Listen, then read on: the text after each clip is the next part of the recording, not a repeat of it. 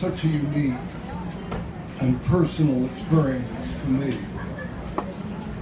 It really all began, if you will. I was a teenager. I was just finishing my first year at Washington Square College at NYU. And I lost my mother, and the year later I lost my father. And I had the total sum of $4,000, facing 3 more years of college with the dream of going to law school.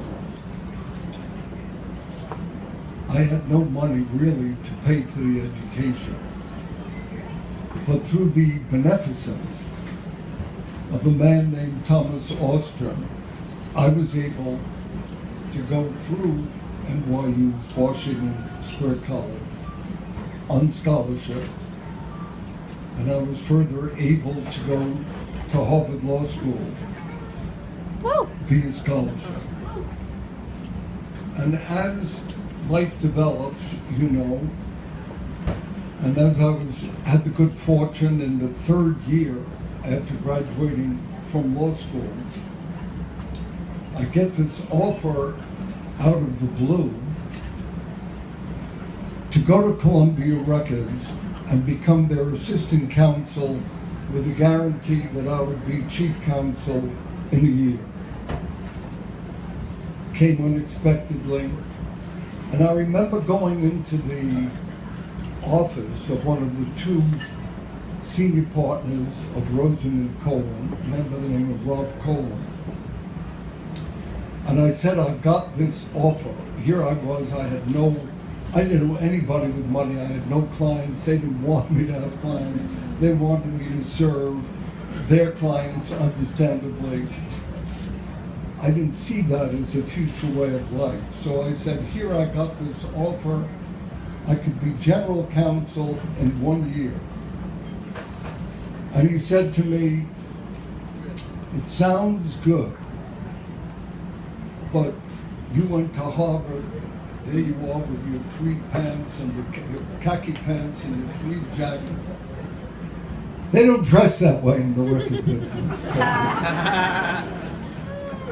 He said they wear gold chains. And I guess if you did wear gold chains. And they have these baggy pants and suits, and they snap their fingers and they jug.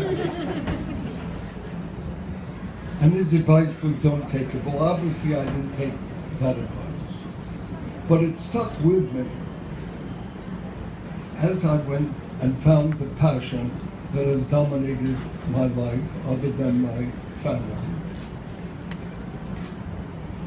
And I found music so gratifying, so ennobling, so enriching.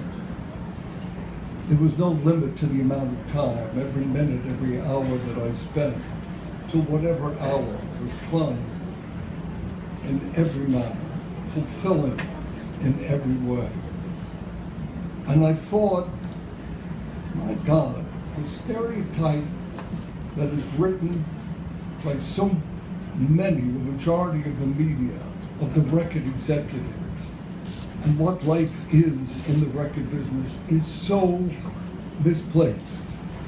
When you look at my mentor, Goddard Leverson, when you look at Ahmed Erdogan, when you look at Richard Branson, when you look at David Geffen, when you look at Doug Morris, when you look at Jerry Moss, when you look at Mo Austin and Herb Alpert, I could go on. And the book that I wrote, I might have written this year, the soundtrack of my live plug.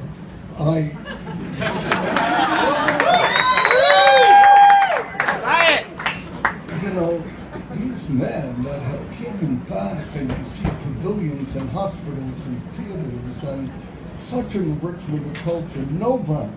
It's not atypical what Dean Campbell said, even in comparing the music executive to television, motion picture, no slight intended. But the stereotype of those of us who have had such a fulfilling life from music, Richard Branson, I could go on, and the life in music was such that I did look around, as Mary Campbell said. And I said, you know, in growing up and seeing the School of Film at NYU and at USC, or in just seeing the music programs, whether they be at Berkeley or whether they be at Stanford, this is not the contemporary culture that I have lived through.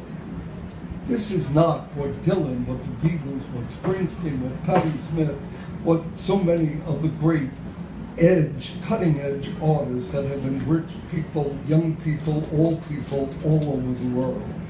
So that, yes, when I was in a position 10 years ago to decide how I would give back, there was no question education, for the reasons I mentioned, dominated my thoughts.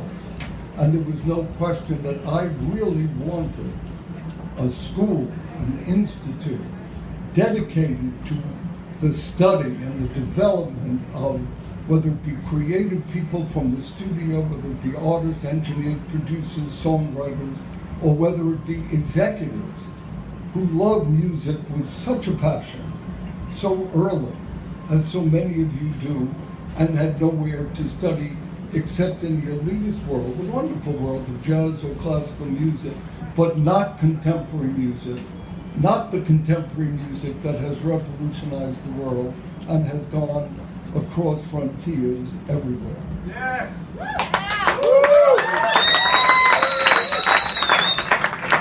And so, yes, it was my dream that this first department and now institute come into existence.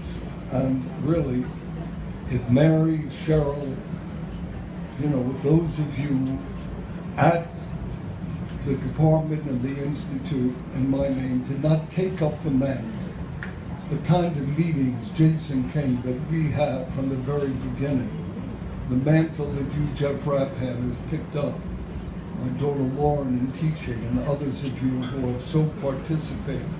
You have taken the dream and moved it, you know, still to another level. When I see the work of the students, when I see those of you, the colleagues that I have in the industry, lend themselves to this institute and go down there, A&R men, executives, you know, Swiss Beats, and now Desmond Child, and Charles Goldstein, you know, my president for years, and so many of you, Doug and Fred, Offspring, going there to lecture, to give of their own. I would go down at least twice a year. I would have them come up to see what a promotion meeting was all about, to go down there and do a Q&A for an hour so that they would not be just a cerebral or an educational experience, but they'd be practical application.